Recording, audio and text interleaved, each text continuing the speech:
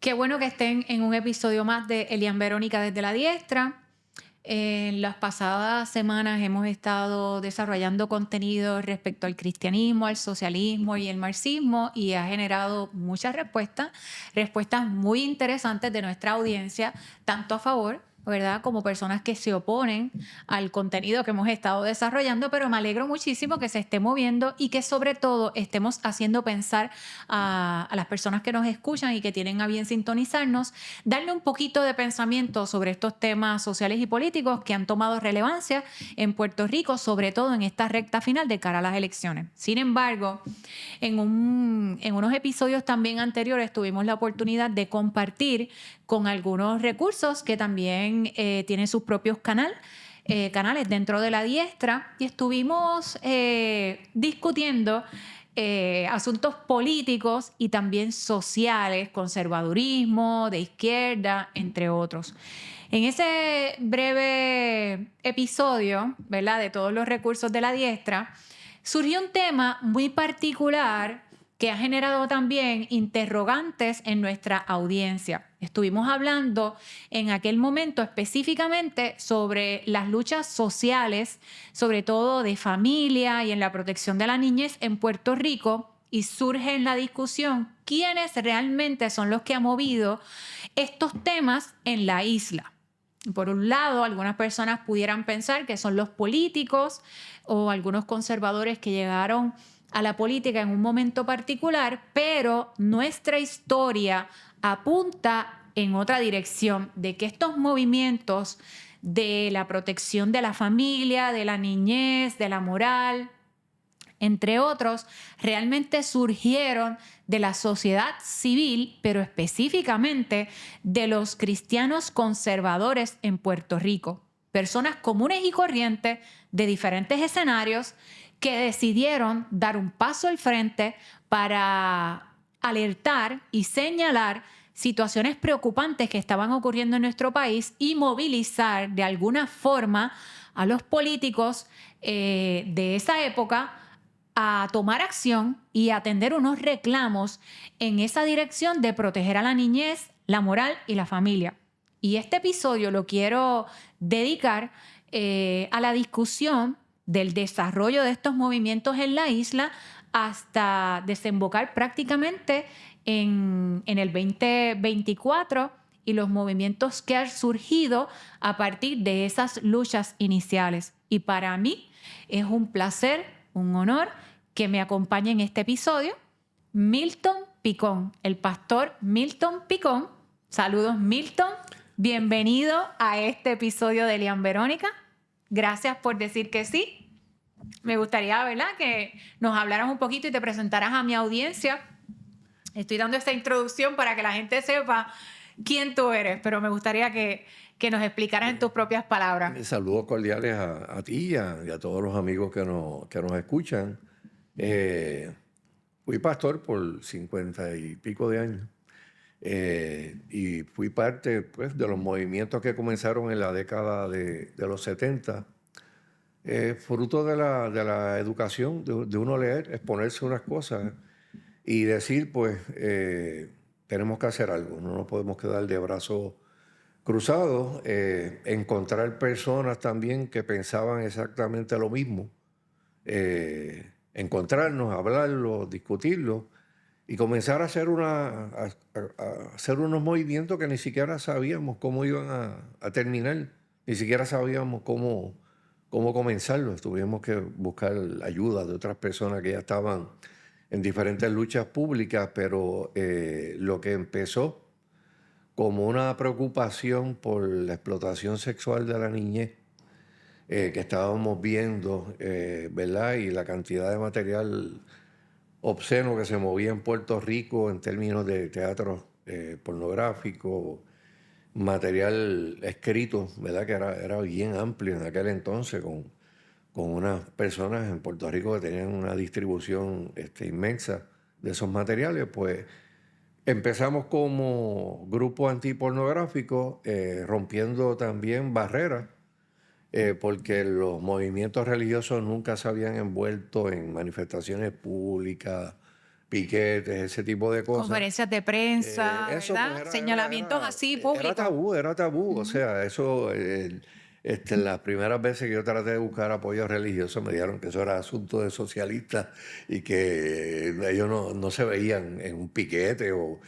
Y yo dije, bueno, pero si esto es una denuncia de algo que es injusto, de que está mal. O sea, y muchas personas que fueron bien escépticos, 5 o 6 años después estaban marchando con nosotros y llegaron a cambiar parte de esa mentalidad de encerramiento y de esas líneas entre lo secular y lo profano.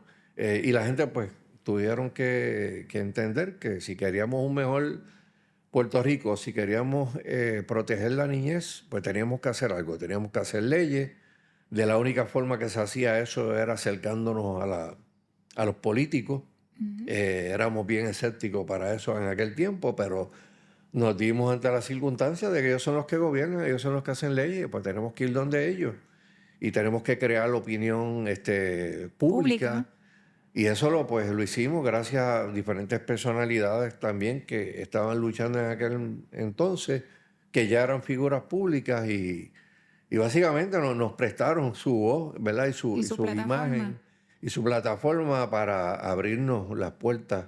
¿Y para qué que época, pudiéramos- en qué época, Milton, comienza, ¿verdad? Ese, por decirlo así, primer movimiento en el que cristianos, en este caso protestantes, comienzan a tomar esta dirección? ¿Para qué época más o menos comienza ese movimiento activo? De eso que me estás explicando. Eso comenzó con una publicación que teníamos nosotros, que era religiosa, pero que llegaba también a distribuirse en la Universidad de Puerto Rico y formaba sus revoluciones entre el profesorado, que después hablaban en las clases, mira, que si estos fundamentalistas están con un periódico por ahí, qué sé yo qué. Y yo escribo este artículo sobre la pornografía y particularmente sobre pornografía infantil. Y eso pues le chocó a mucha gente. Algunas personas se me acercaron y me dijeron, ¿qué podemos hacer? Y yo para aquel entonces, mira, yo siempre he sido una persona tímida, siempre.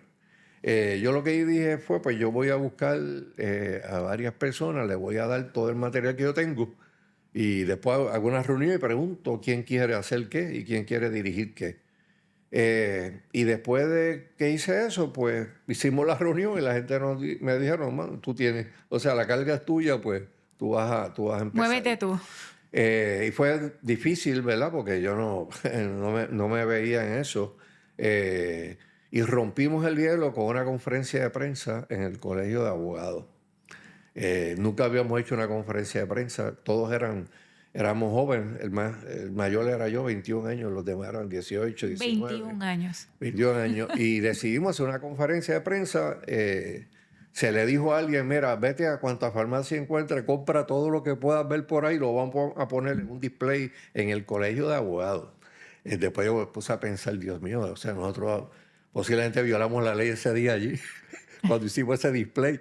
De material Sí, de obsceno. material obsceno, porque era lo que se estaba vendiendo en la calle, en la farmacia, y abierto al público. Oh, wow. Y recuerdo que llegaron los periodistas, hicieron las preguntas bien fuertes, periodistas, ¿verdad? Ya de muchos años, que estaban haciendo sus pininos y eran bien agresivos en su forma de preguntar.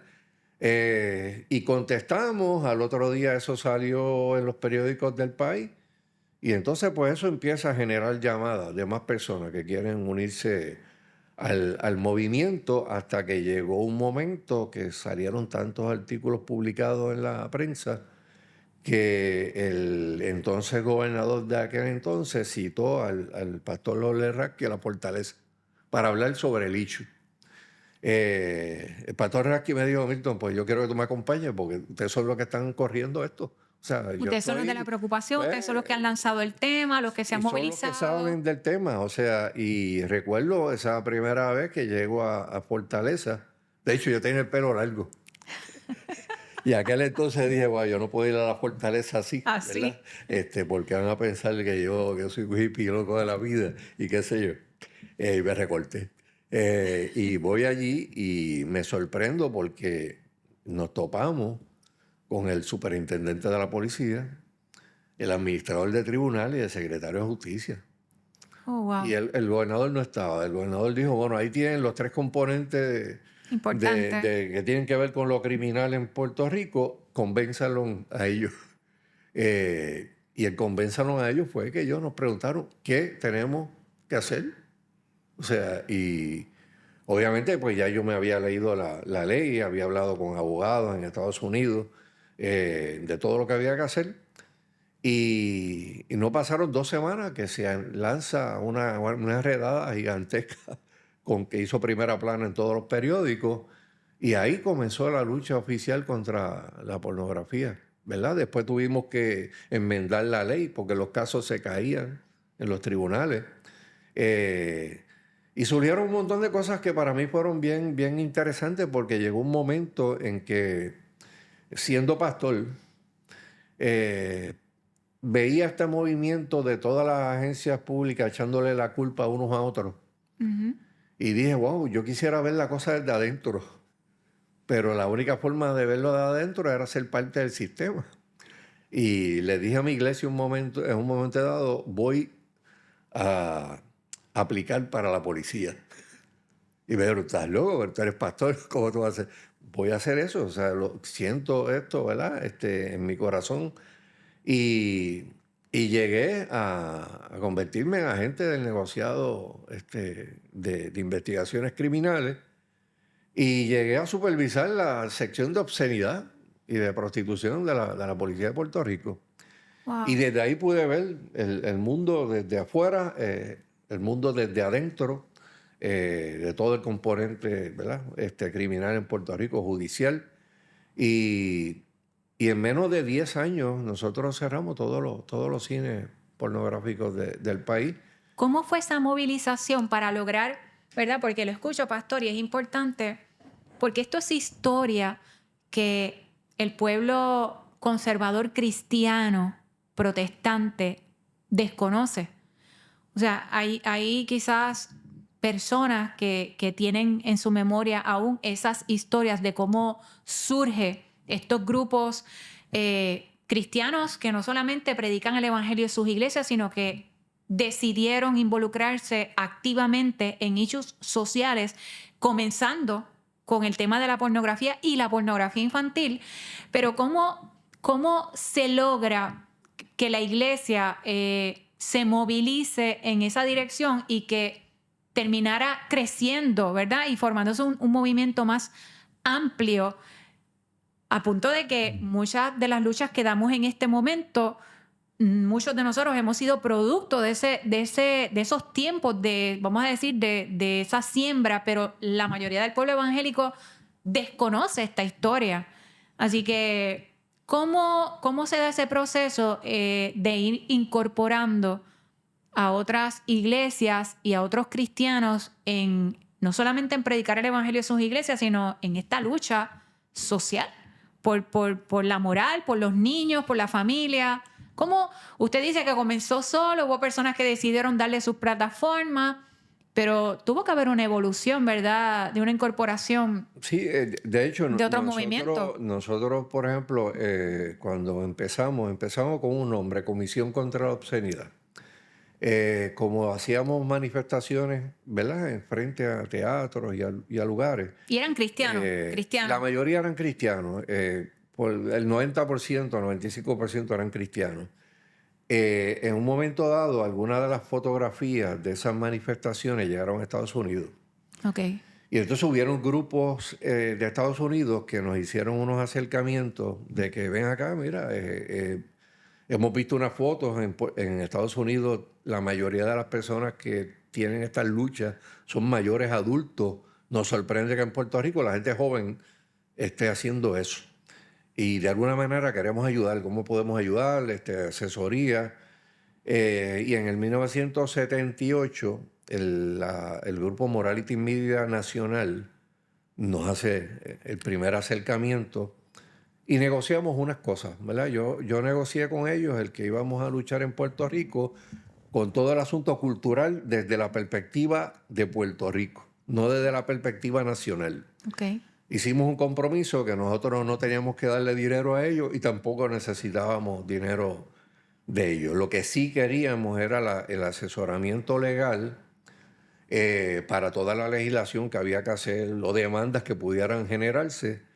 Eso fue una de las cosas más valiosas. O sea, Morales y Media nadie lo pudo demandar en todos los años que tuvo. Y el que lo intentó recibió una cartita que lo hizo Retroceder. desistir porque todo se hizo conforme a derecho. O sea, no hubo violación de derecho a nadie, ni en redadas, ni en intervenciones que se llegaran a hacer. Hasta el propio Supremo de Puerto Rico reconoció que la ley era constitucional.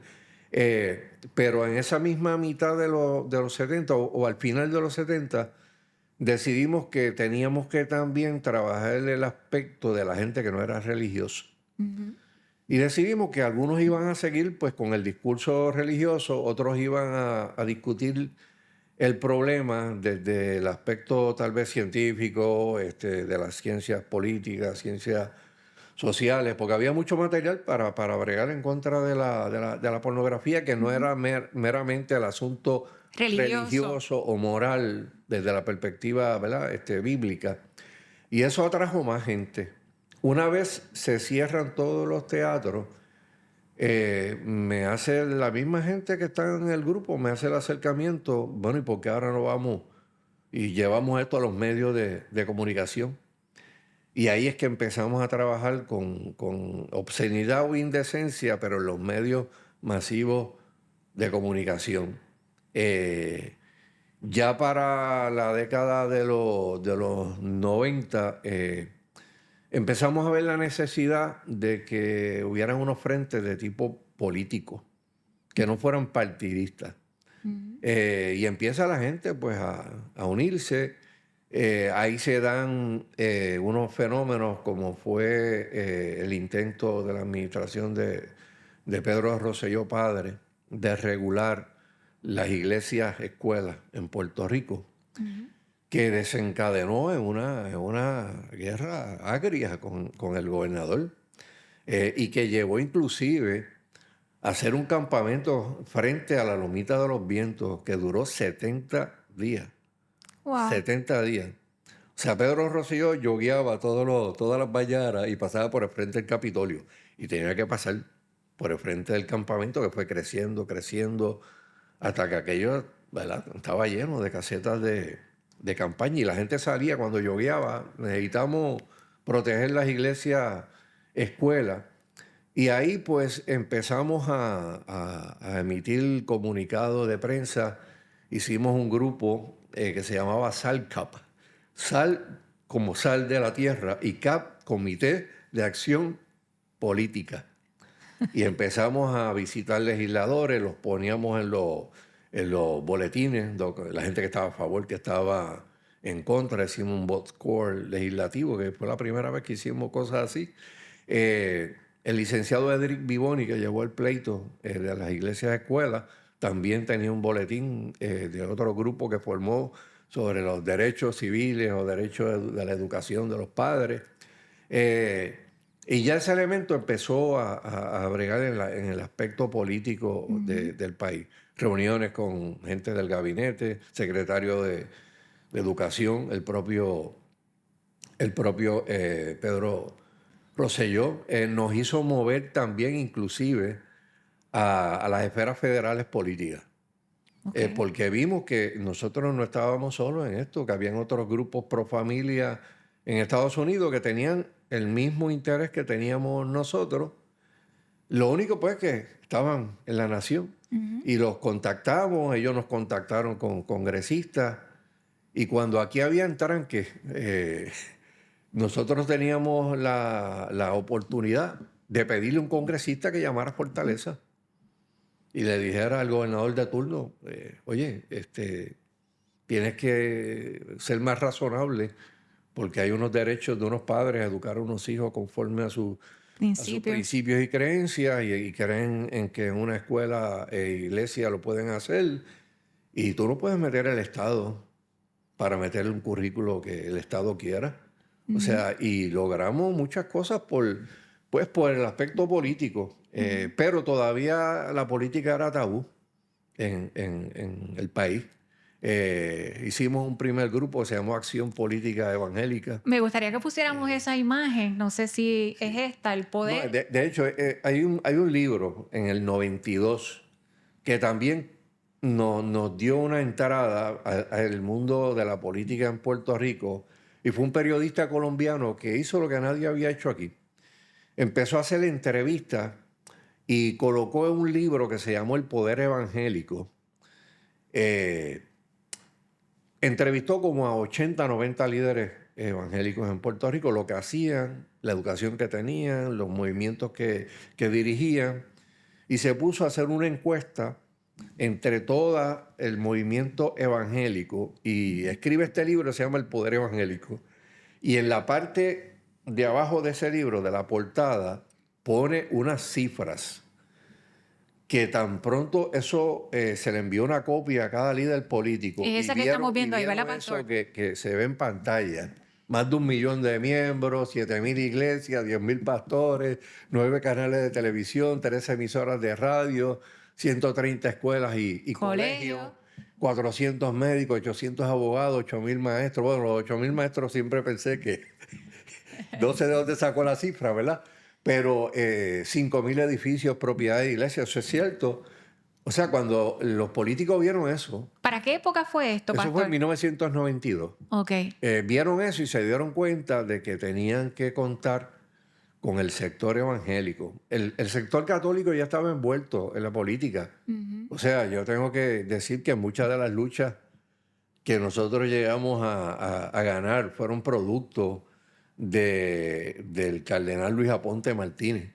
Ok. O sea, yo tanto, ¿verdad? Bregaba con el sector evangélico como bregaba con el sector católico. Sí, O sea que dentro del sector católico también había personas interesadas en lo que estaba sucediendo socialmente y políticamente en el país. Sí, ¿no? Y la Iglesia Católica tenía un poder inmenso en Puerto Rico, porque la inmensa mayoría de los legisladores decían que eran Que eran católicos. católicos. Y si alguno de ellos ¿verdad? Se ponía irrazonable, yo iba donde el cardenal, mire cardenal, llame a fulano de tal. Y yo recuerdo en una ocasión que Luis Aferré era presidente del Senado en aquel entonces, había sido gobernador, y la primera ley de obscenidad me dijo, yo no voy a aprobar eso, porque eso está muy explícito. Es más, la ley que ustedes están proponiendo es pornográfica, me dijo. Eso está muy explícito.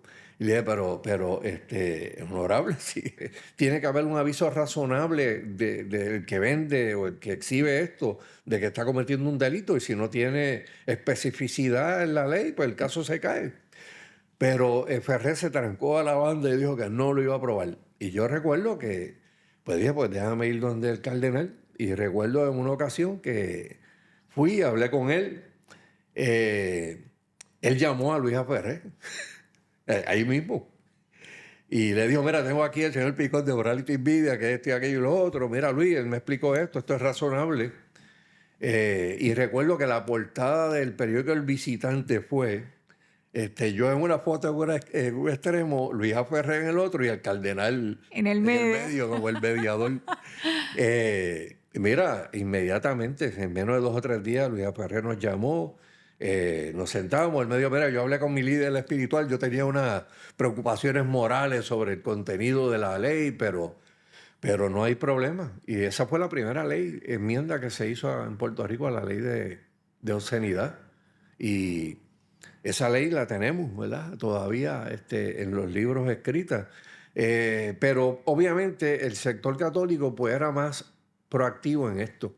O sea, estaba al frente de los grupos pro vida, eran los líderes en ese momento. Pero necesitábamos mover la facción evangélica, y cuando sale este libro, El Poder Evangélico, pues los políticos vieron algo que no tenían en su mapa, ¿verdad? De lectura política, y empezaron las llamadas. De hecho, es donde primero llega una persona aquí y habla con un líder evangélico y le dice que es médico y que no es político y que quiere aspirar a la gobernación de Puerto Rico, y que vio ¿verdad? La cantidad de evangélicos que había activos en el país. Y se convirtió en gobernador. Se convirtió en Estamos gobernador hablando de Puerto Pedro Rico, Rosselló Pedro padre. Rosselló padre. Después, pues obviamente, ¿verdad? Se convirtió en un buen demócrata y abrazó muchas de la Filosofía filosofía contraria. bien Exacto. ultraliberales del Partido Demócrata, y después llegó la corrupción y llegaron un montón de cosas que lo sacaron del De panorama carrera. político, y lo sacaron también del escenario protestante Social. evangélico en Puerto Rico, ¿verdad? Que no quisieron refrendar con su voto, ¿verdad? Que él siguiera.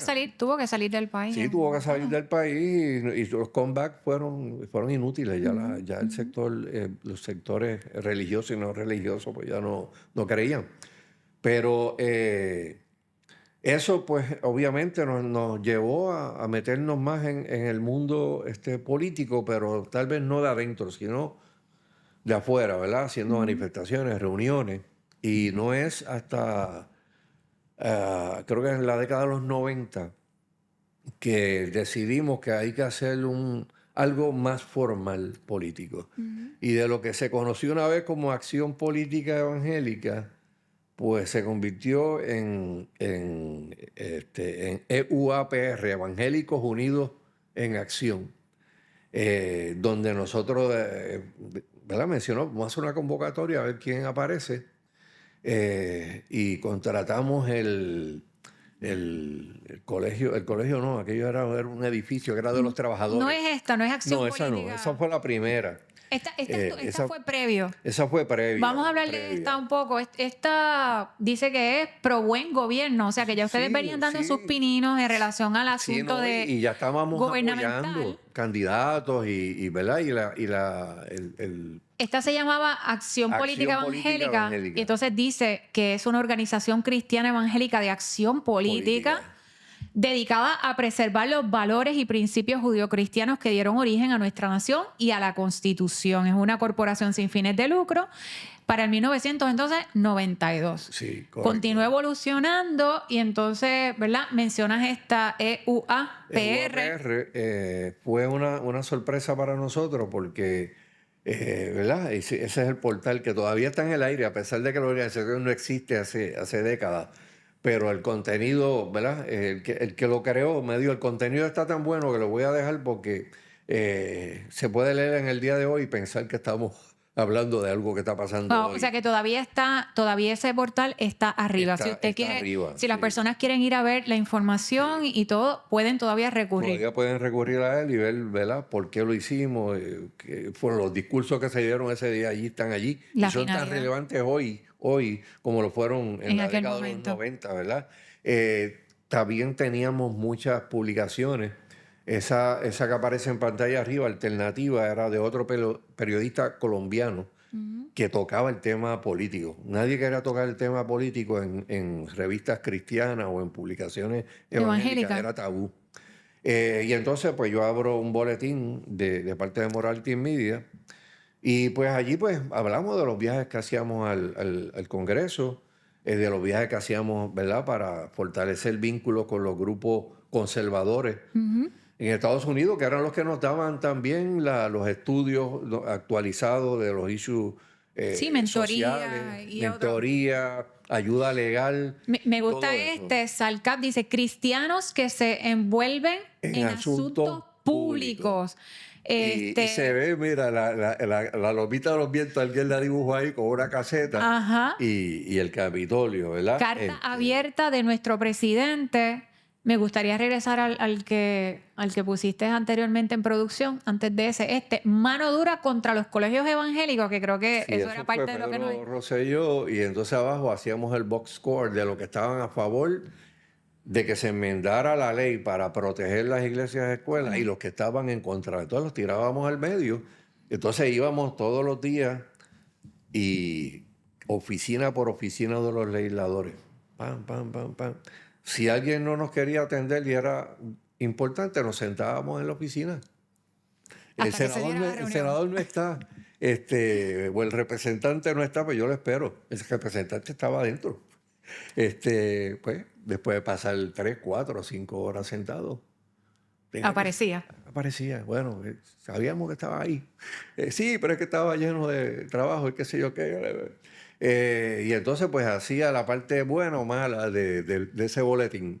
Eh, el, el licenciado escribió su propio boletín, presentó, este es nuestro caso, se lo presentamos a los medios, empezamos a recabar ayuda ya a nivel de grupos no religiosos, pero que sí estaban en favor de la libertad de O sea, podemos educación. decir grupos no necesariamente religiosos, pero sí conservadores Sí, y se que estaban, se exacto, unieron al esfuerzo y ya entonces en la Lomita de los Vientos había gente que era cristiana, había gente que también pues no asistía a ninguna iglesia, pero sus hijos estaban en colegios los cristianos. colegios y se convirtieron finalmente en activistas. O sea, y la educación fue importante en todos estos procesos, porque se producía mucho material continuamente, que reclutábamos gente, ¿verdad? Porque la gente leía esos boletines, ¿verdad? Se los enviábamos gratuitamente y eso fue parte, ¿verdad? De lo que hicimos en los 70 hasta que llegó Evangélicos Unidos en Acción, que ya la cosa ahí se puso más formal porque alguien nos dijo tienen que ir a la Comisión Estatal de Elecciones porque si va a ser un PAC tienen que estar inscritos. Inscritos. Y recuerdo que, de hecho, para la parte de Evangélicos Unidos, antes de Evangélicos Unidos en Acción, aquí se dio un movimiento una vez para llevar por rating a una persona a la Cámara, una al Senado y una a comisionado residente. ¿Para qué época fue eso?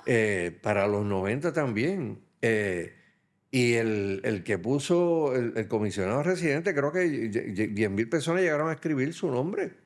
O Wow. sea, y él hizo su investigación allí porque él quiso saber quiénes, ¿verdad? Fueron los que escribieron su nombre, a pesar de ser un candidato que era right-in.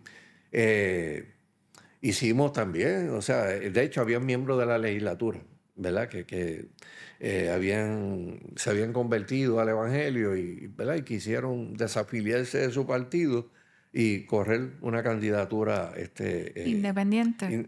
rating, Writing. Wow. que no tenían posibilidades, pero se metieron, hicieron una campaña y eso a nosotros, pues, ¿verdad? Nos abrió los ojos a de que, espérate, tenemos que hacer algo más serio, No sé si más producción nos formal. pueda ponchar esa de la que estás hablando cuando fueron entonces a darle un poco más de Sí, formalidad. aquí, mira, Evangélicos Unidos en Acción. 28 de junio de 2001. Nosotros citamos esa semana a través de radio religiosa en Puerto Rico. El que esté interesado en meterse en asuntos públicos y políticos, lo convocamos a que vengan a tal lugar. Colegio de Trabajadores, algo así. Era una cosa bien grande que aquí había en Cupey. Y de momento hacemos, ¿verdad?, la inscripción y qué sé yo. Porque no teníamos forma de, ¿verdad? El internet no estaba y no había un montón de cosas para tú saber Sí, van a llegar convocar, tantas personas. exacto. Sencillamente el anuncio y cuando yo llego allí y yo veo que allí hay más de 200 carros estacionados, yo dije, espérate, aquí pasó algo. 800 personas se anotaron en un registro con dirección, todo. De 64 pueblos de la isla. Wow. Pero no teníamos una idea de hacer un partido, era de hacer un PAC. Pero algunas personas me dijeron, mira, son 64 pueblos, o sea, son 800 personas, ustedes pueden hacer algo más que con eso. Pero en ese entonces, ¿verdad? No era el tiempo, no era el tiempo, No ¿verdad? prosperó, no prosperó. No era el tiempo para hacerlo. Una persona de la Comisión Estatal de Elecciones nos dijo, no se inscriban como un PAC, sigan como van. Las voces públicas de ustedes son más importantes que un partido político. Y le tomamos el consejo y decidimos no meter Evangélicos Unidos en Acción como un PAC. Ahora yo miro hacia atrás y digo, oye,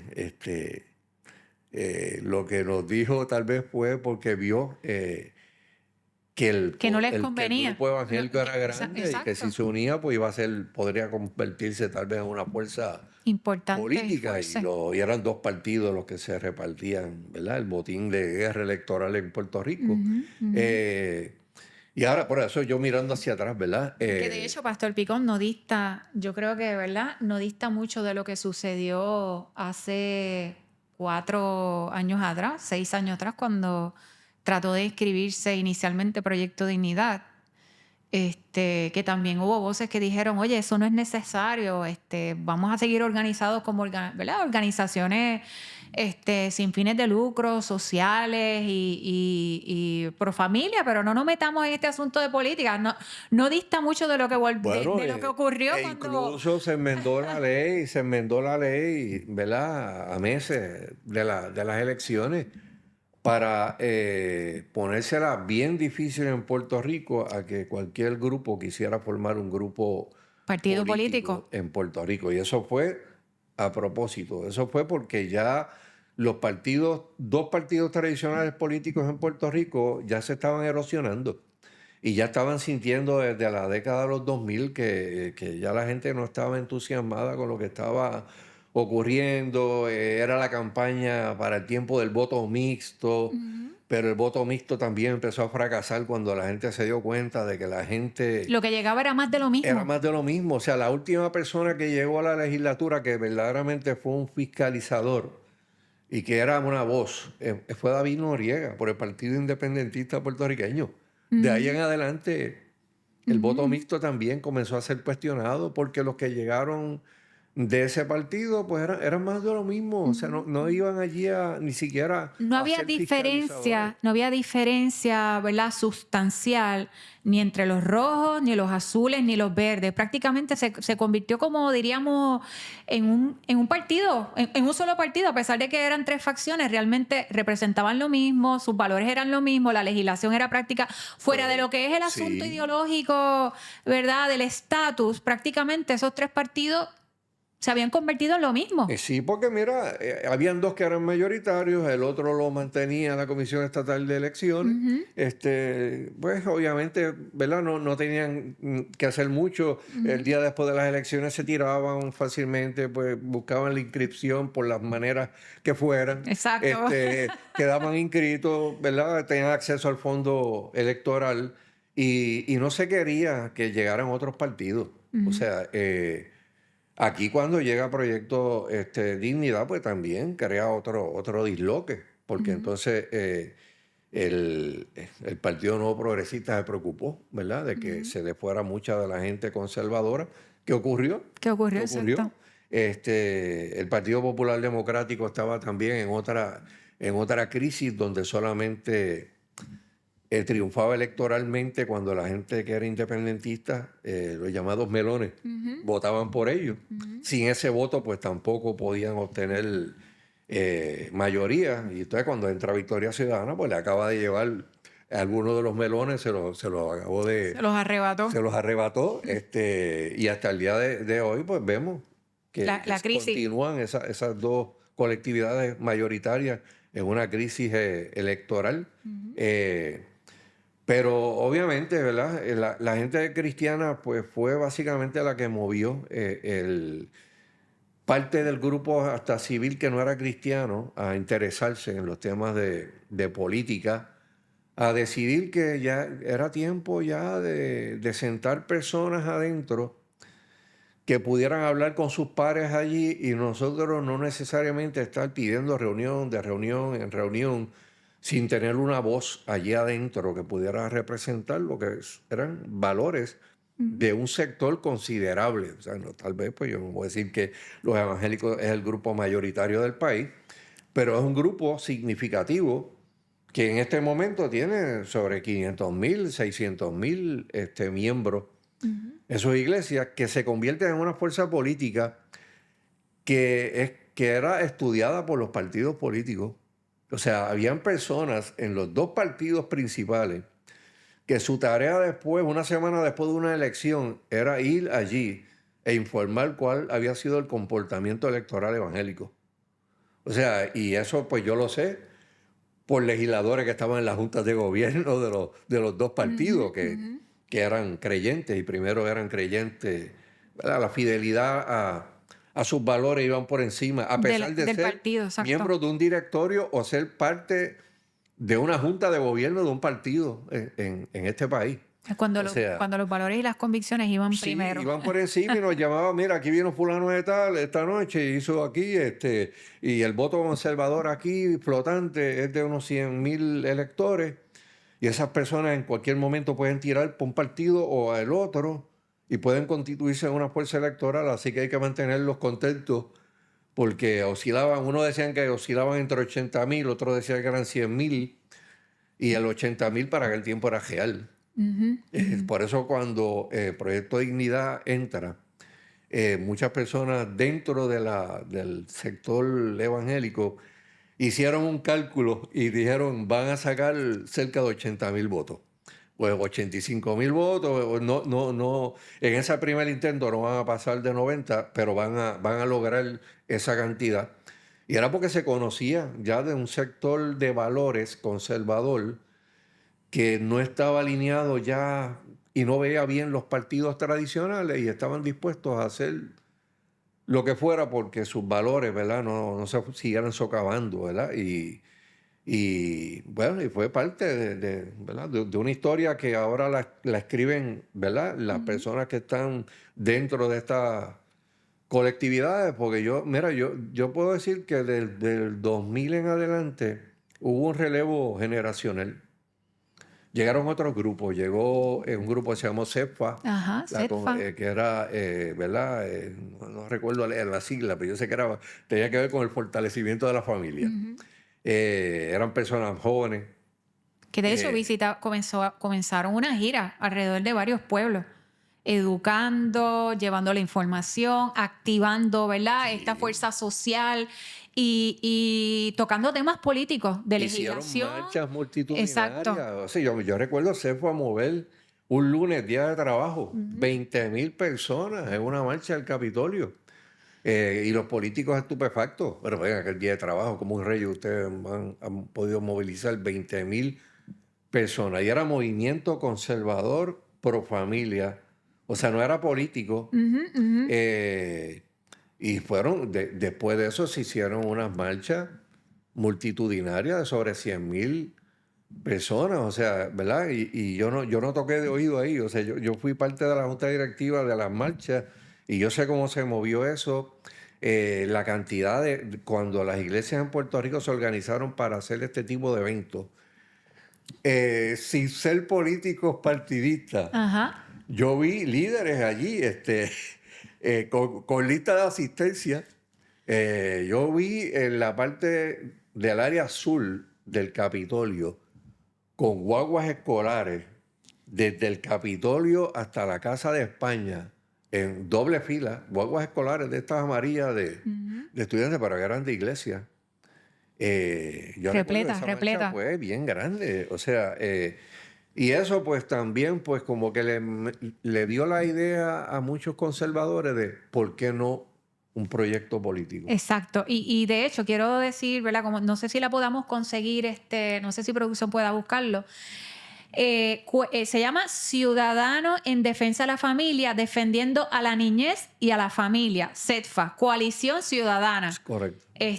Así era, ¿verdad? Como se llamaba ese movimiento. Y también sé que parte de la fundadora fue la licenciada Mirna Peña, que también Sí. lanzó, recuerdo, un libro que fue uno de hecho de los primeros libros que yo tuve la oportunidad de leer en cuanto a el asunto de la perspectiva de género, la mal llamada perspectiva de género. La licenciada Mirna Yolanda López Peña, que lamentablemente falleció, Sí. pero que fue parte, Ella fue la ¿verdad? presidenta Exacto. y fue pues obviamente una persona bien importante dentro de esa organización.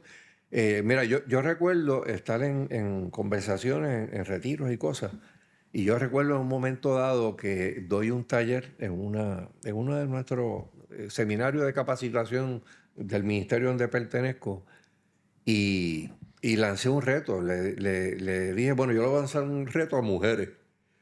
Porque aquí hay issues que son de mujeres y deberían estar mujeres al frente hablando y no varones. O sea, porque siempre la prensa no lo sacaba. Ven acá el aborto, Porque no, hay porque las hombres. mujeres, y son los hombres los que están hablando. Y recuerdo que una esposa de un pastor que ya estaba a punto de coger su grado en psicología, doctora, él me dijo, bueno, yo me atrevo a hacer algo, pero ¿verdad? Me tienen que ayudar. Y funda una organización que se llama Mujer por Puerto Rico, ¿verdad? Hace su junta de directores. eh, Me acuerdo todavía en un restaurante en Cagua donde se invitan a una primera reunión. Ahí conozco a una persona joven que llega allí, que la lleva un familiar y, y dijo, no, yo me envuelvo. Se llama Claribel Maldorado, ahora la que preside el movimiento. Y desde ahí en adelante, pues todos los issues que tuvieran que ver con la mujer como tal, no solamente el issue del aborto, otros asuntos que tienen que ver con Familia, niñez, educación, las familia, libertades niñez, religiosas, de crianza. conciencia, exacto. Pues mira, inició ese grupo. Recuerdo en otra ocasión estoy en una iglesia dando una conferencia y se me acerca una abogada y me dice que yo puedo hacer este, para, para unirme a Morality. Y yo le dije, mira, mejor que unirte a Morality sería que hicieras una organización. Porque nosotros vemos otros grupos que tienen 10 organizaciones, que tiene cada uno como 10 o 15 miembros. O sea, pero cada uno tiene voz propia, los medios la entrevistan. Fue la licenciada Gloria Cardona. Hizo de vanguardia para la niñez. Y hizo un grupo que llegó en un momento dado en Puerto Rico a ser las personas que estaban en las escuelas públicas hablando sobre abstinencia, fondos federales, fueron los que trajeron el proyecto de valores que, que fue bien acogido por los partidos en aquel momento. Yo recuerdo en un momento dado, estoy hablando con David Bernier, que era candidato a la gobernación, y me dijo, mira, ese proyecto es de Fortuño. Y mientras Fortuño era gobernador, creo que David era secretario de Educación y Deporte. Y Recreación y me dijo, deporte. si yo llego a ser gobernador, ese proyecto de tus valores cuentan, no me importa que haya sido de la otra administración, yo lo voy a coger porque yo he visto cómo funciona cuando se le hablan de valores a los niños. Los frutos. Y los frutos ahí, y son medibles. Mira, esta gente midió, tienen estadísticas para hablar. Y Sí, eso, pues incluso mira, de cómo cambiaba el ambiente en las escuelas, sí, la los dinámica. maestros contentos, los padres contentos. Desgraciadamente, pues por asuntos de negligencia, de la misma que vemos al día de De hoy. hoy. No se hacen las gestiones, no se hacen correctamente para acceder a unos fondos que estaban disponibles para eso y se pierden. Y se perdió un programa. Y Pastor, lo escucho, y no solamente es eso, es que también hay un declive en el interés de estos temas. Los políticos, ¿verdad?, tradicionales no le ven la importancia a esto, no entienden, quizás la historia está ahí, pero se niegan a revisitarla para poder ver lo efectivo que son estos temas verdaderamente en la juventud y en los niños. Sencillamente han perdido el interés verdaderamente en provocar cambios que sean significativos. Así que más que eso, Pastor, yo pienso que es también una enajenación. Es que no hay voluntad ni interés por retomar las cosas que han sido buenas, independientemente de verdad del político que las haya traído. Porque Bueno, aquí cada cual está pendiente de su botín, no, de su y poder, si de su botín aquí político y económico. sí, y se politizó todo. O sea, ¿por qué el Departamento de Educación está como está? Pues, porque se politizó. O sea, es como la gente dice por ahí en la calle. O sea, son batatales políticos. O sea, la Autoridad de Energía Eléctrica, ¿por qué quebró? Por la misma razón. ¿Qué monopolio quiebra? Son bien difíciles. Si Exacto. tienen, pero no hicieron caso a las advertencias que le hicieron muchas personas. Porque primero era la política partidista. Yo tengo que tener mi gente allí, porque esa es la gente que me recoge el dinero para las campañas políticas. Y eso ocurre al Los día de funcionarios hoy. que van a trabajar en Los los colegios, los que van funcionarios, a ir a que si no te van a la exactamente. actividad de baile, botella y baraja que tienen los políticos, pues te puedes quedar sin empleo. Y eso es real, eso es verdadero. O el que es empleado transitorio en tiempo de elecciones, te puedes convertir en un empleado ya Permanente. permanente, pero tienes que portarte bien en estos meses. O le dan las libretitas tienes que hacer estas Las aportaciones taquillitas mensuales también. para pagarle este préstamo que hice para la campaña, toda esa dinámica. O sea, es lo que nos tiene así. Y yo te puedo decir, Elian, que ese tipo, Puerto Rico ha llegado a un punto que es peligroso. Es peligroso. Porque es un tiempo bien parecido a muchos otros lugares del mundo, que llegó un momento que la gente se hartó de la política tradicional, de la corrupción, y Quieren un muchos de ellos cambio, dieron un salto al vacío. al extremo. Porque era, mira, el que Cualquier me cambio es prometa bueno, cualquier cambio es mejor. Lo que que lo que tengo es está. tan malo que cualquier cambio es un cambio, por lo menos. Y se lanzaron Al al vacío. vacío. Porque sencillamente llegaron personas que en menos de 2 o 3 años decidieron que querían quedarse en el poder, que llegaron con el voto de los pobres y después se convirtieron en millonarios. Y son millonarios en el día de hoy, muchos dictadores Pero esa que hay en gente el que les país. dio el voto ya no son pobres, ahora están peor. Sí, ahora están están, a, ni- peor, ahora están están a peor. niveles insostenibles de pobreza y de deterioro. Sí. Y eso es lo que aquí el puertorriqueño, especialmente el sector joven y también el sector, ¿verdad? Edad media, no se da cuenta. No se da Porque cuenta. hay un cliché que dice que eso no puede pasar en Puerto Rico, que eso no puede pasar en un territorio de los Estados Unidos. Mire, los que piensan así, los cambios que se están dando son paradigmáticos.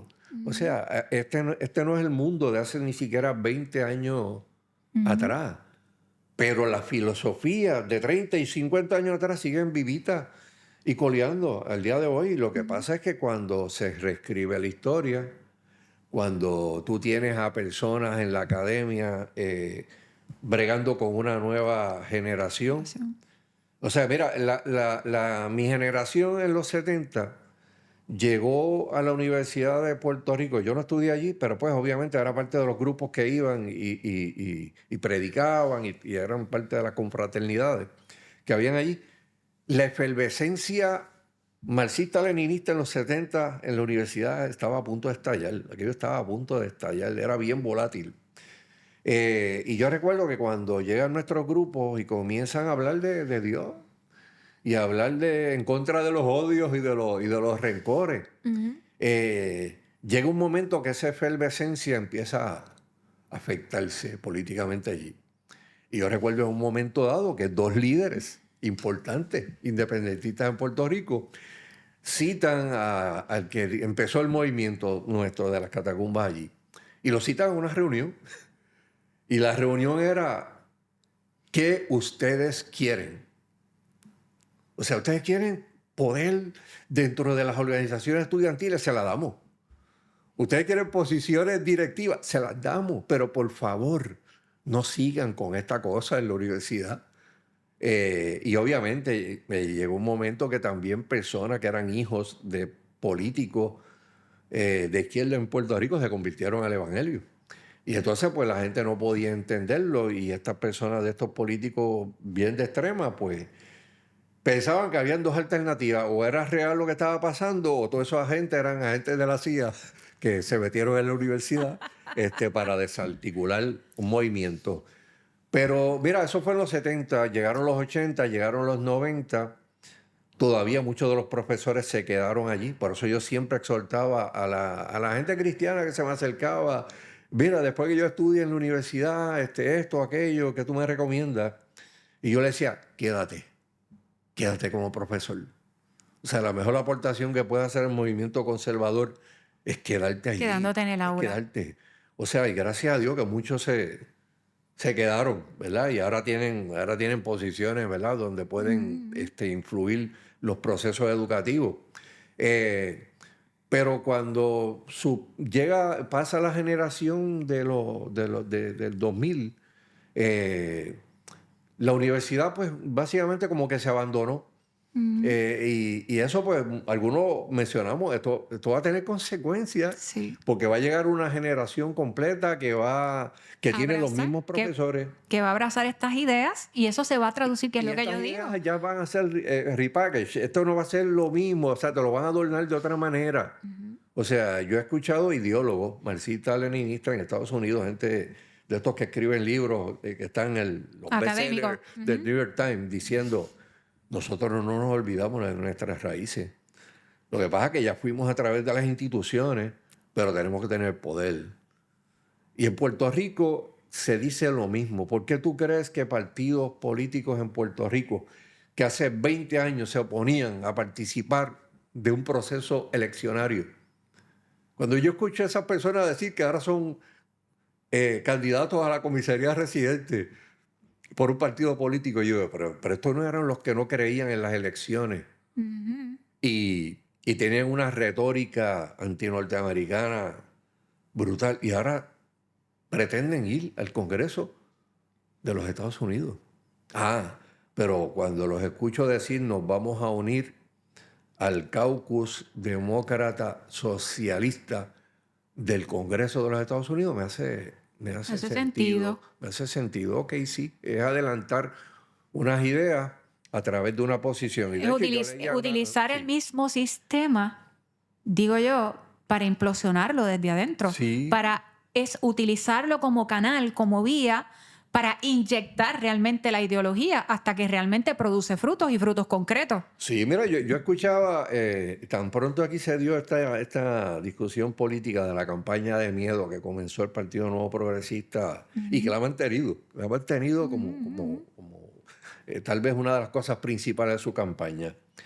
¿Verdad? Uno mira el análisis político, yo lo veo de lejos, ¿verdad? Para comentarlo en los programas.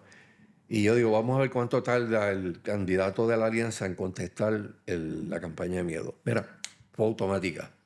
Y ahí uno ve que hay ideólogos detrás de unas campañas que ya tienen todas las cosas ya previstas que pueden ocurrir en una campaña y ya está la línea que uno va a escribir.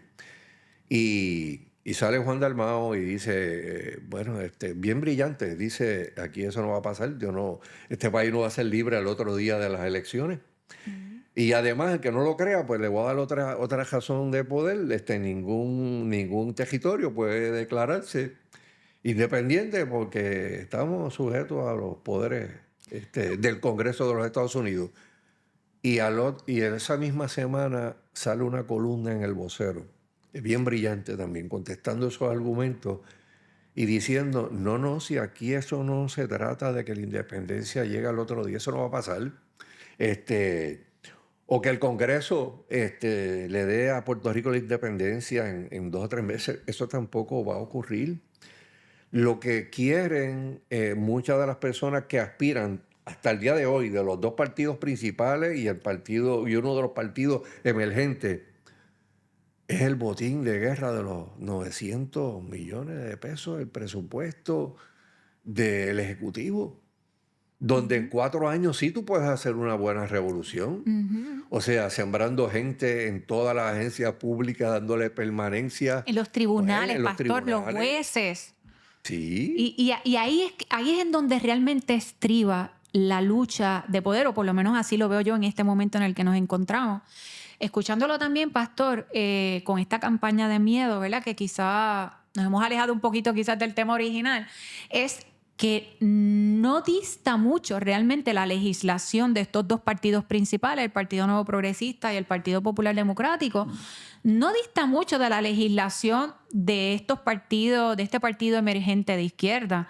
Realmente cuando nosotros vamos a ver, fuera del tema del estatus, fuera de eso, la legislación es sumamente parecida. De hecho, mucha de esa legislación que es presentada por estos partidos de izquierda, propiamente así, ¿verdad? Identificados, el PIB y Victoria Ciudadana, son los propios políticos de los otros 2 partidos los que le dan el voto a favor de ese tipo de legislación. Sí.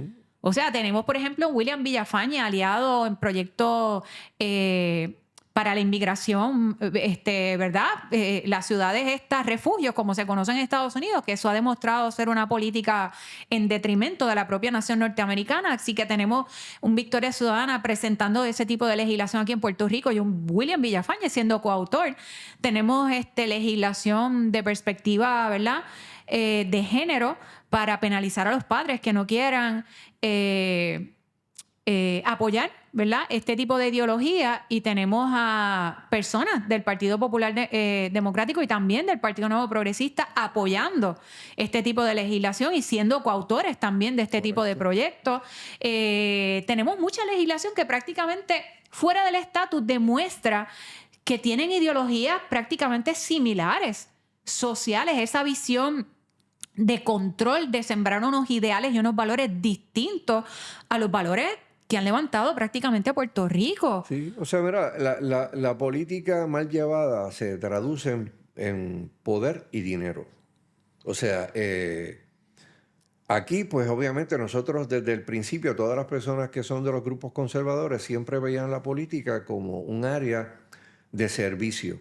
Aún dentro de las personas que tenían unos valores religiosos, decían, nosotros no podemos ver la política en otra óptica que no sea la de ir con un corazón transformado y llevar los valores de la tradición judeocristiana, no en términos de imponer ideas religiosas.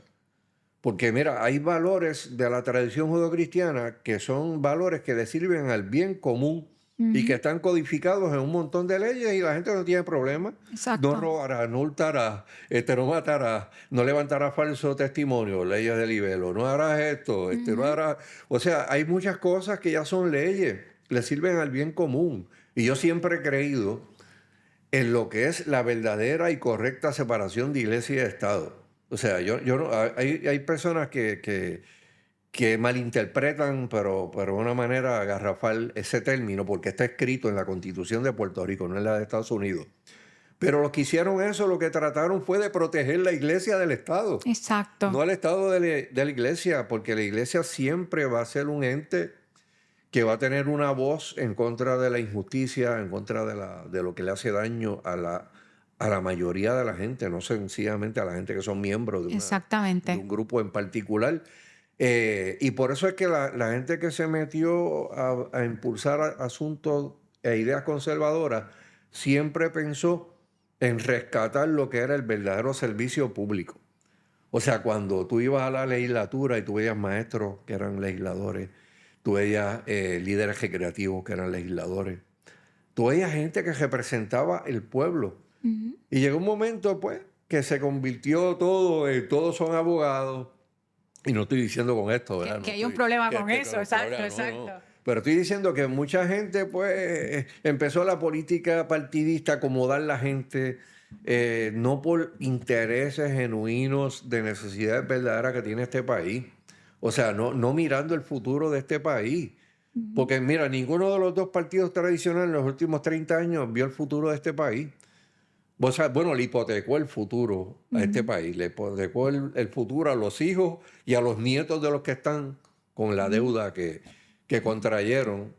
Y yo te aseguro que si la Junta de Supervisión Fiscal, con la que no estoy de acuerdo en un montón de aspectos, no estuviera, ya estuviéramos en una segunda quiebra.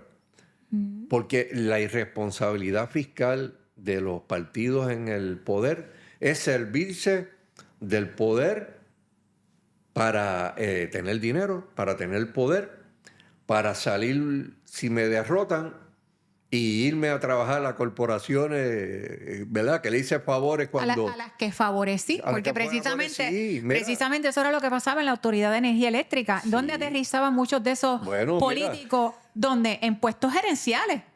Mira, yo recuerdo, yo estaba en la policía, a veces se radicaban casos contra boliteros. Y entonces iban abogados de la defensa, y yo decía, pero ven acá, pero si este es senador, este fue el que escribió la ley sobre el aspecto de los juegos ¿verdad? Prohibidos. Y utilizaban la misma ley que hicieron para decir, pues me tienes que absolver a esta persona porque se violó esta ley. Y yo, pero si esa fue la ley que él hizo. O sea, y uno ve, o sea, que utilizaban el poder político para defender hasta lo indefendible. O sea, yo cuando fui miembro de la Policía de Puerto Rico, yo recuerdo que una vez investigué pornografía infantil, meses, uno con encubiertos que parecieran adolescentes, que eso fue un trabajo para reclutar, y tú tal 6 meses a gestar 2 o 3 pedófilos para que el día que los lleva a la sala de investigaciones vaya un senador a representarlo, porque para aquel tiempo podían hacerlo. Wow. Y, y el juez decirme no causa probable. Y tener la decencia, ¿verdad? Porque uno conocía a veces a algunos jueces. Y decir, Picón, ese individuo que está ahí va a ver mi nombramiento. Él es el que preside la comisión de nombramiento del Senado. Wow. La nena que me trajiste, yo fácilmente no le doy credibilidad porque puede ser usuaria. Y yo, pero no. Apela al superior.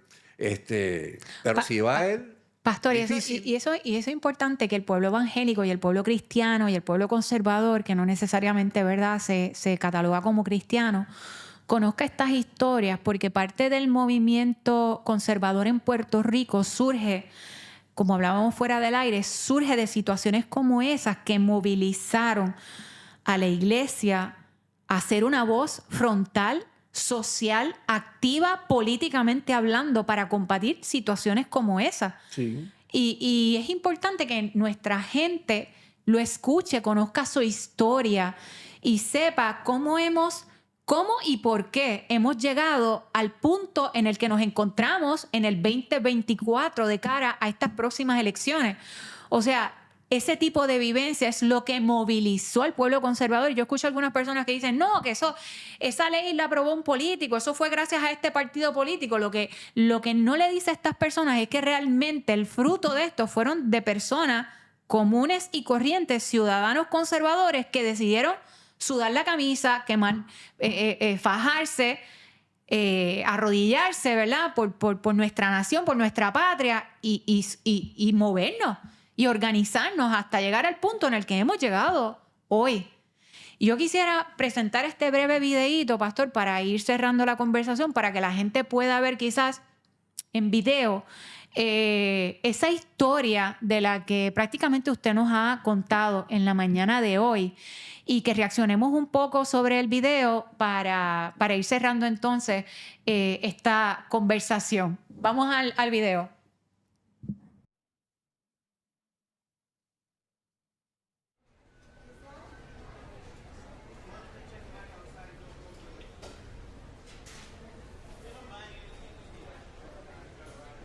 Transcurría el año 1975 y Puerto Rico estaba sobresaturado de negocios de pornografía y prostitución.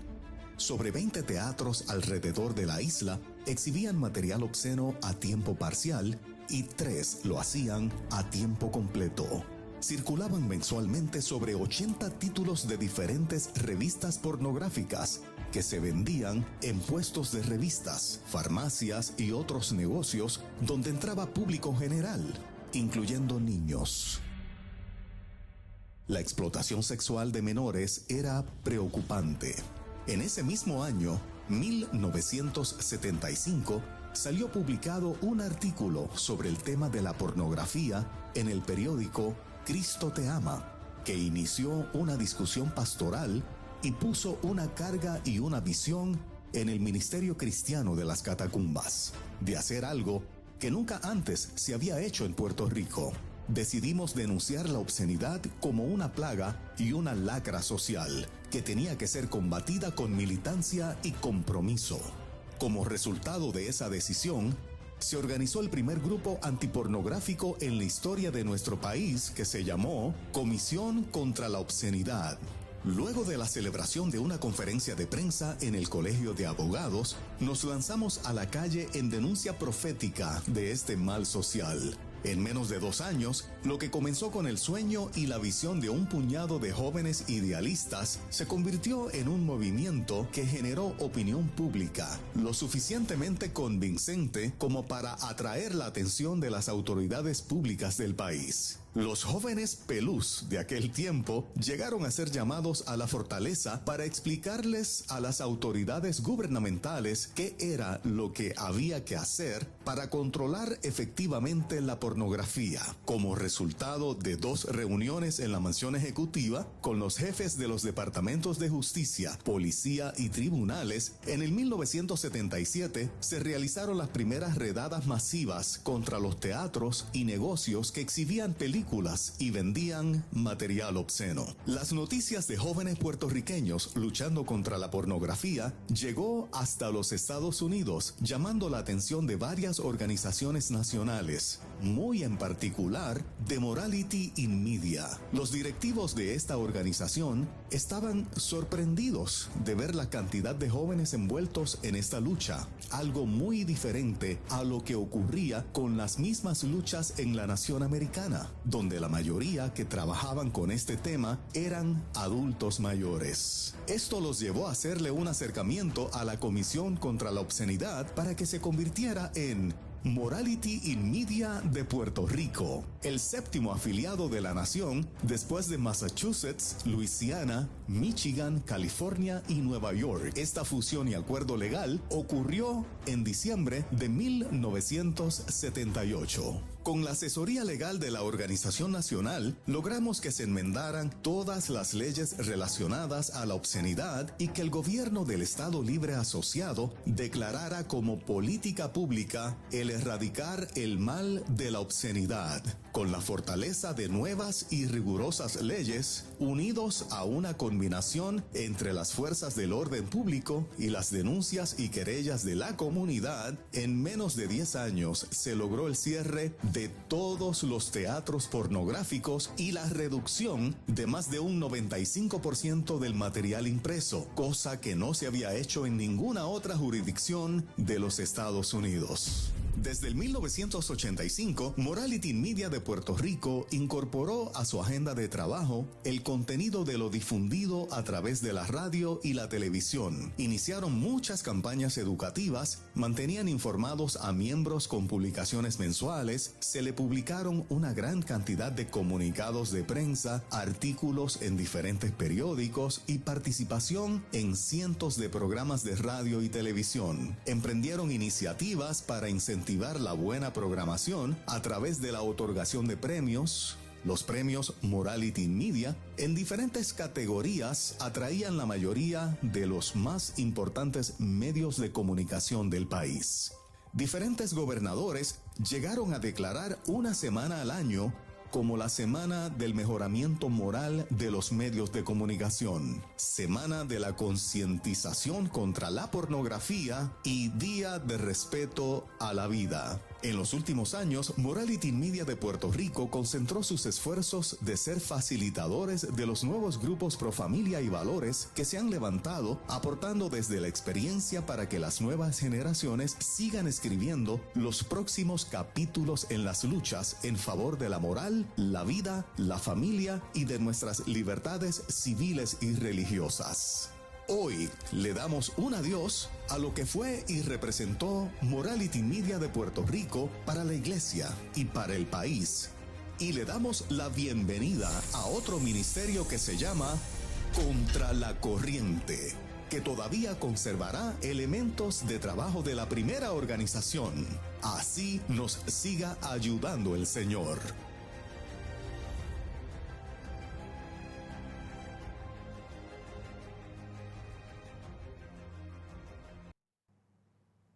Veo esto, ¿verdad, pastor? Y yo creo que es una breve historia de lo que ha sido la lucha de personas comprometidas en diferentes etapas de nuestra historia aquí en Puerto Rico hasta, ¿verdad?, quizás la culminación de la creación de un partido político, pero yo pienso que estas estructuras son, ¿verdad?, son estructuras humanas.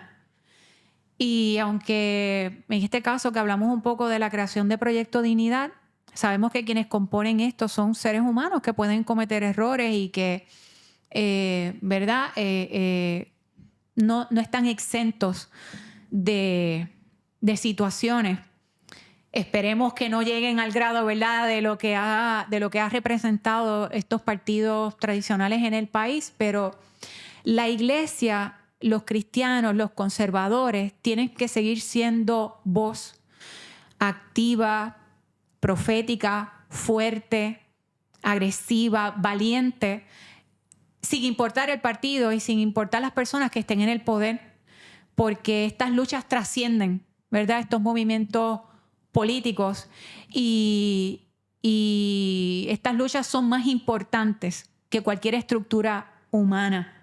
Y eso no lo debemos dejar perder, y yo creo que esta historia es importante que el pueblo la conozca y la repita, y que la iglesia y los conservadores cristianos no dejen de hacer su trabajo, no dejen de ser una voz de alerta y una voz fuerte en medio de una debacle social como la que nos encontramos en este momento. Sí, o sea, yo creo que lo que se haga hoy va a determinar el futuro. O sea, ahí usted vieron ese video, fue el video de cierre de Morality Media. Morality Media dejó de existir como organización hace un par de años porque la organización nacional cambió su nombre, y entonces todos los afiliados, ¿verdad?, que habían, pues tuvimos que tomar la determinación, ¿verdad?, pues algunos de cerrar, otros de adoptar el nuevo nombre. Pero yo aprendí algo de esto. O sea, cuando yo estuve en la policía, yo tuve acceso a la data de lo que el crimen organizado quería hacer aquí con el negocio de la pornografía. De todos los negocios que querían comprarle en la avenida Ashford, todo lo que querían comprarle en la zona portuaria para hacer un centro bien parecido a lo que vemos en otras ciudades del mundo, especialmente en las ciudades bajos, en las ciudades Países Bajos. Sí, Dinamarca, y algunos lugares en Estados Unidos. Y el que se moviera gente en aquel momento hicieran eso, determinó que en Puerto Rico la avenida Ashford siga siendo lo que es en el día de hoy, y no un lugar con un montón de clubes en línea de naturaleza pornográfica, o lo que nosotros vemos ahora mismo allí en el puerto de San Juan, de hoteles y un sinnúmero de cosas. Iba a ser otra cosa, porque ya habían personas pidiendo comprar negocios allí con ese propósito. Y obviamente eso lo supe yo, porque, ¿verdad?, los allanamientos y todas las cosas, uno levantaba material de inteligencia. Mira, esto es lo que son los planes de esta gente, pues, tenemos que bregar de esta manera. Esa fue la realidad de nuestro país. Sí, o sea, y ahora mismo yo voy a San Juan y yo veo otra cosa, pero pero fue gente que trabajó por eso. En 10 años o 5 años va a haber otro Puerto Rico. Ahora, usted tiene que determinar qué Puerto Rico va a ser. ¿Va a ser un Puerto Rico próspero? ¿Va a ser un Puerto Rico donde se respetan los valores, donde haya civilidad en el discurso de las ideas, que se discutan ideas y la gente no se esté matando y sustituyan las ideas por balas? Sí, o por vulgaridad, o tener inmaduro, gente inmadura. Yo me acuerdo, o sea, en Estados Unidos, un luchador libre, Jesse Ventura, gobernador del estado de Minnesota. Oye, ¿por qué? Porque aparecía todos los domingos en una cartelera de boxeo que iban miles de personas a aplaudirla. Pero no, la gente no necesitaba un luchador para ser el gobernador del estado. Necesitaba una persona seria, capaz, comprometida con unos valores y con una espina dorsal derecha para cuando vinieran las ofertas, vinieran las cosas que se dan en el mundo político, dijeran que no. Pues mira, ahora mismo lo que nosotros hagamos este próximo 5 de noviembre en Estados Unidos, las elecciones aquí, van a determinar el tipo de país que nosotros vamos a tener de cara a 5 años o 10 años. O sea, y yo no quisiera ver Puerto Rico convertida en uno de los países que vemos donde la gente no se atreve ni siquiera a lanzarse a la calle a protestar por una indignación justa, porque tienen temor de su vida, los desarmaron, no tienen con qué defenderse de nada. Pues hay ideólogos que ese es el Puerto Rico que quisieran ver y quisieran que alguien le diera la oportunidad que nunca han tenido para llevar a Puerto Rico a ese fin. O donde no se pueda hablar del evangelio. Sí, o donde le metan picota a las iglesias escuelas, como he visto algunos. Bueno, los candidatos ya han radicado proyectos cuando eran senadores para regular las iglesias escuelas porque no le conviene. De hecho, tenemos candidatos ahora que ya han dicho que van a bregar con ese tema. Y son de los partidos principales, no son de estos partidos de izquierda emergentes.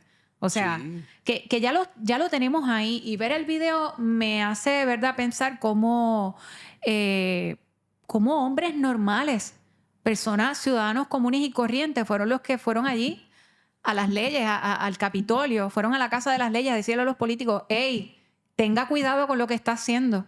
Estamos aquí, vamos a dar la batalla por nuestras familias, por nuestro país y por nuestros niños.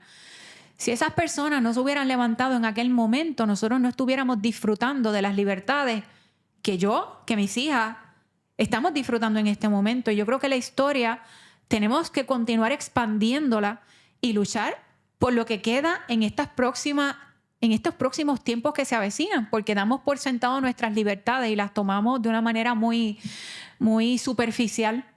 Y yo creo que es momento de decirle a la gente todo lo que está en juego y todo lo que puede cambiar de cara a estas próximas décadas. Y comienza en las urnas.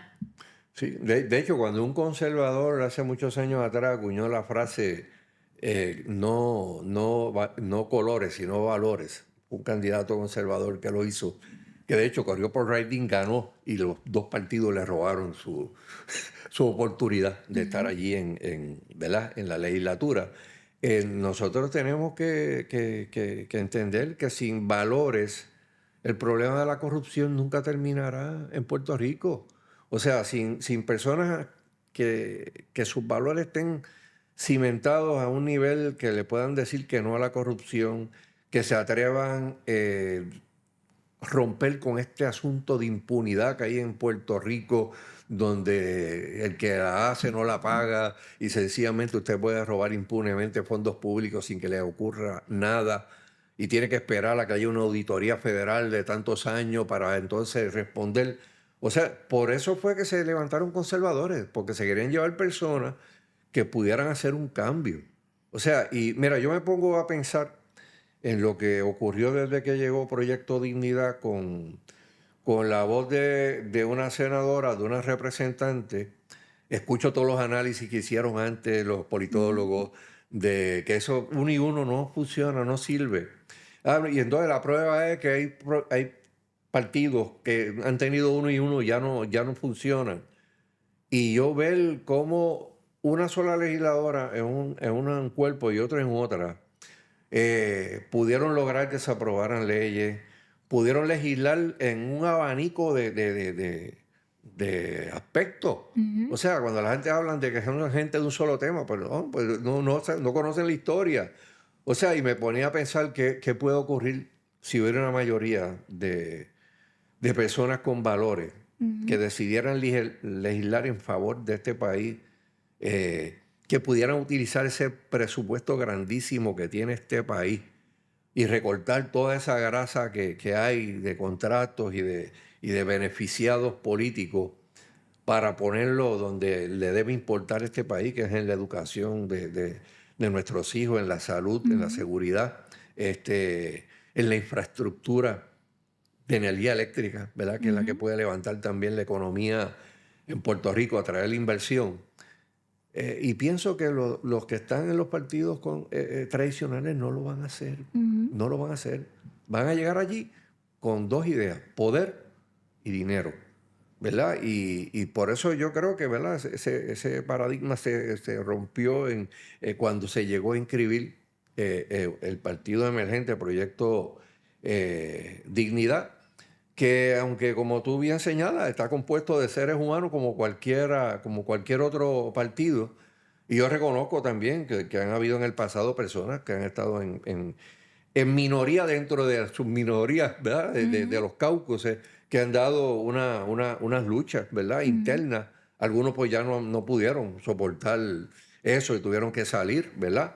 Pero se lo digo, o sea, lo que nosotros hagamos hoy va a repercutir en el futuro inmediato de sus hijos y de sus nietos. Yo le digo a la gente, mire, si usted no lo quiere hacer por usted, porque está cansado de la política, porque ya le perdió la fe a los políticos, si no lo quiere hacer por usted, hágalo por sus hijos, hágalo por sus nietos, ¿verdad? Porque ellos son los que van a tener que vivir las consecuencias de buenas decisiones que se tomen hoy y que puedan estudiar y que puedan llegar a un mercado del empleo que estudiaron sin que venga un político y le brinque por encima y le ponga una persona en el empleo que debe tener su hijo o su hija porque tiene la preparación académica y un político no cogió y bypassó esa preparación para plantar a alguien allí.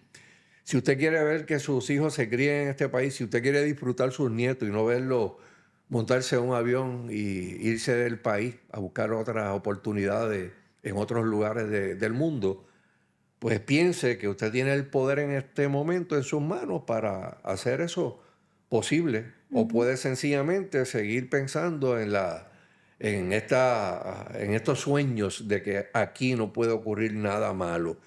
Porque bastante cosas malas que han ocurrido en los últimos 20 años, ¿verdad? Como para uno decir, pues, tenemos que hacer algo diferente porque no vamos a lograr cosas distintas si hacemos lo mismo. Lo mismo. Pastor Picón, gracias por estar con nosotros en este episodio de Elian Verónica. Gracias por recordarnos y recordarle a mi audiencia, que en su mayoría son conservadores, cuál ha sido la historia del conservadurismo en Puerto Rico, cuáles han sido las luchas que se han dado, que inició precisamente con la protección de la niñez, enfrentándose no solamente, ¿verdad?, a la maldad callejera, sino también a las fuerzas políticas que en ocasiones se negaban a dar ese paso al frente en la protección y en la dirección correcta, y sobre todo a esos cristianos que han sido valientes en las diferentes décadas en Puerto Rico para salir al ruedo, dar la lucha y la batalla y dejar un legado para estas próximas generaciones que se levantan. Gracias, Pastor Picón, porque usted ha sido parte de este esfuerzo y parte de nuestra historia que no debemos de olvidar. Agradecido por la invitación. Así que siga pendiente a este contenido. Por favor, vaya a YouTube. Usted nos puede ayudar a seguir compartiendo estos análisis y este contenido que estamos desarrollando para ustedes, suscribiéndose, dándole a la campana, deje su comentario y también comparta. Vamos a tratar de balancear, ¿verdad?, las discusiones sociales, porque aquí están los conservadores y no pensamos irnos. Así que los esperamos en otro episodio de Elian Verónica desde la Diestra.